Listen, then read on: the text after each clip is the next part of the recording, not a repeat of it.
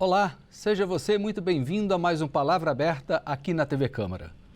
A Atenção Primária à Saúde, APS, representa a base do modelo de atenção do Sistema Único de Saúde, o SUS, pois, além de porta de entrada e de local de resolução da maior parte das demandas de saúde da população, também é a instância que coordena a referência de acesso aos outros níveis de atenção. O Centro de Estudos e Debates Estratégicos, o SEDES, aqui da Câmara dos Deputados, fez um aprofundado estudo sobre o funcionamento e a estrutura da atenção primária da saúde no país, entre os anos de 2019 e 2022. Eu sou William França e é sobre esse estudo que eu converso agora com o seu coordenador, deputado Luiz Ovando, que representa o estado do Mato Grosso do Sul pelo Progressistas, o PP. Deputado, seja muito bem-vindo ao Palavra Aberta. Muito obrigado, William. Uma satisfação estar aqui nesse programa de grande audiência, o Palavra Aberta, em que a gente pode verdadeiramente colocar posicionamentos importantes no esclarecimento de determinados temas significativos para a população. Muito bem. Deputado, esse estudo que o senhor coordenou teve a intenção de discutir vários aspectos da atenção primária à saúde, sobretudo para aproximar o médico e o serviço de saúde ao paciente e trazer resultados dessa interação. O senhor poderia explicar melhor qual é a intenção, o que se chegou nesse diagnóstico aqui? William, eu sou médico há 47 anos e tive experiências em cidades pequenas, onde eu era o único médico, até universidades americanas, em centros grandes de pesquisa. E recentemente, quando assumi a Câmara aqui em 2019, eu saí de um hospital de linha de frente, a terceira maior Santa Casa do Brasil, a Santa Casa de Campo Grande. E a gente viu durante esses anos todos muita dificuldade no diagnóstico das coisas simples. E aí, nós chegando aqui, vendo o potencial da Câmara, isso aqui é uma verdadeira academia, além da questão legislativa, naturalmente, e representatividade. Nós começamos a estudar e buscar solução para essa questão do atendimento primário em saúde. E o que a gente viu?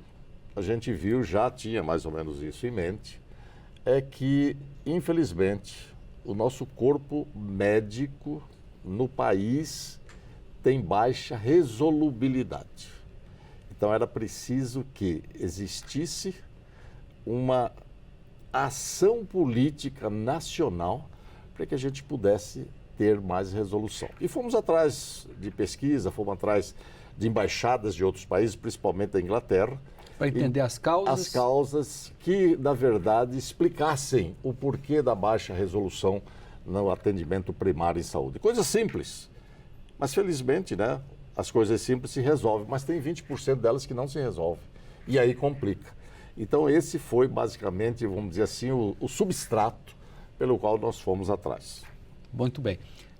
Ele elencou uma série de aspectos, mas há uma crítica muito grande, um dos aspectos levantados pelo estudo é uma crítica à formação dos alunos e, pelo que eu li aqui do relatório, informa que não há valorização para o profissional da base. Os alunos saem do curso de medicina não querendo ser clínicos gerais porque não há valorização. Esse é um dos aspectos apontados? Isso é fundamental, né? Isso é simples a gente entender e você, todo o telespectador consegue entender. Todos nós gostamos de ser reconhecidos, valorizados, todos nós. A criança, quando é pequenininha, ela faz as graças exatamente porque ela quer ser reconhecida. E o médico não é diferente, o piloto de avião não é diferente, né? O atleta, todos nós temos essa necessidade do reconhecimento. E o clínico é tido como um indivíduo despreparado, e não é verdade isso. Então a população não tem essa noção. É importante, nós começamos a perceber isso, e aí passa por uma decisão política do governo. Nós precisamos qualificar, estimular e acenar com sedução, inclusive salarial, de promoção, de reconhecimento, aos profissionais que venham a abraçar a condição de clínicos e que, infelizmente, nós temos bastante no Brasil, mas que não usam. Eles simplesmente são a base para irem para a especialidade. Quem que é valorizado? O especialista. Então, por isso, nós temos tido problemas e nós detectamos isso, né? E a gente quer continuar trabalhando nisso. Depois nós falamos, inclusive, em questão em relação ao SUS. E nós temos aí um projeto que foi aprovado aqui na Comissão de Seguridade Social e Família, né, sobre o credenciamento do clínico no consultório. Nós falamos sobre isso num Palavra Aberta recentemente. O senhor pode recordar Exato. sobre o tema? É importante que, quando você vai para um posto de saúde, e aqui eu quero alertar que o SUS é fantástico. Você pode observar o SUS em todos os seus programas, é fantástico. E à medida que o SUS fica complexo, em termos de qualidade de serviço, tipo transplante de coração, transplante de fígado, né? Quimioterapia, hemoterapia, a própria urgência, o SAMU, é extremamente eficiente. Mas quando você vai para a coisa simples entre aspas, que é o atendimento primário em saúde, o que acontece? Seria o mais básico. O mais básico, você não tem resolubilidade, como nós dissemos no início. E isso complica, porque você passa a não fazer o diagnóstico oportunamente de determinadas doenças que, tratadas precocemente, são extremamente econômicas, tanto para o paciente, que se restabelece rapidamente, como para o sistema, que gasta menos. Né? E aí o que acontece? Você chega num posto de saúde e você não tem uma identidade com o médico. Quem que vai te atender? Não sei, quem estiver lá. Então isso já quebra uma situação extremamente importante, que é exatamente a relação médico-paciente. Esse foi um dos pontos que foram elencados aqui. Exato. Os senhores chamaram de barreiras na relação médico-paciente. Médico-paciente. Você chega lá, o que é? Não sei. Então o médico não tem um compromisso direto, a não ser que ele tenha uma questão ética bastante apurada, e o paciente, por suas vezes, até alguns, a gente tem experiência ali, fala, o doutor não olhou para mim, eu saí de lá, rasguei a receita.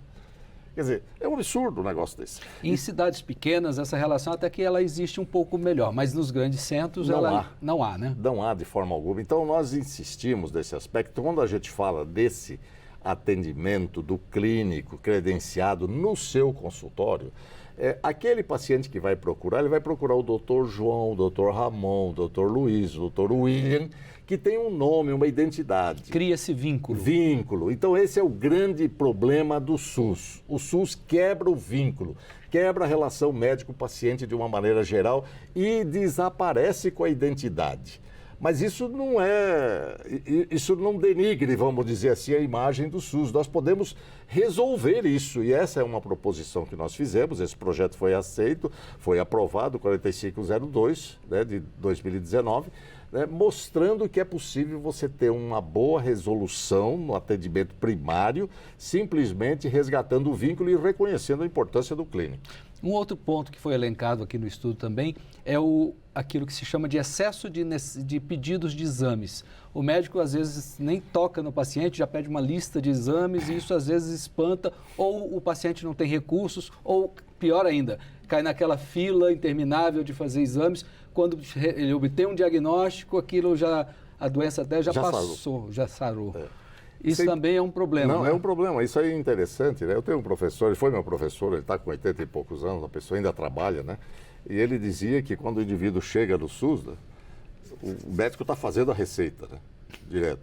Aí o paciente fica bravo, mas escuta, eu nem falei nada, o senhor já está fazendo a receita. Ele falou, essa daqui é do próximo, a sua já está pronta, está aqui, ó. Então isso mostra que, na verdade não é assim, claro. Sim, claro que não. Mas isso significa que o médico precisa se inteirar. Isso a gente, em medicina, chama-se de anamnese. É você caracterizar os sintomas, porque você caracterizando os sintomas, você detecta a anomalia da função. E aí você diz, não, esse problema é de coração, esse problema é do cérebro, esse problema é do estômago, esse é do rim, é da musculatura e assim por diante. E o médico tem perdido, então por isso a gente tem feito uma crítica de uma maneira geral, embora eu seja professor do curso de medicina e sempre trabalhei nesse sentido para esclarecer, para pôr a mão no paciente, né? A gente tem tido cada vez mais escolas médicas sem condição de dar essa formação necessária. E, claro, pelo reconhecimento. Então, quem vai fazer esse reconhecimento é a política do governo federal de uma maneira geral, reconhecendo, pagando bem e resolvendo o problema. Isso, porque não adianta formar um médico que não resolve, está escrito no relatório. Exatamente, não adianta. Para que eu quero mais um médico? Para ficar congestionando nas grandes cidades? Eu preciso de médico que vá para a cidade interior e resolva. Faça o parto, faça a pequena cirurgia, resolva os traumatismos, mantenha o indivíduo vivo até que ele possa ser transportado para os grandes centros. Muito bem. Deputado Luiz Ovando, eu gostaria muito de agradecer a sua presença aqui no nosso Palavra Aberta. William, eu que agradeço pela oportunidade de a gente poder falar à comunidade sobre temas importantíssimos como esse. E nós vamos continuar aqui na Câmara. Felizmente fomos reeleitos para continuar defendendo, debatendo e aprimorando esse projeto e dizendo à população, procure o clínico, porque o clínico resolve. Muito bem. Muito obrigado novamente. E eu me despeço aqui agradecendo também a sua audiência. Quer saber mais detalhes sobre esse estudo sobre o qual conversamos aqui? Ou mesmo sobre todas as outras discussões do Parlamento?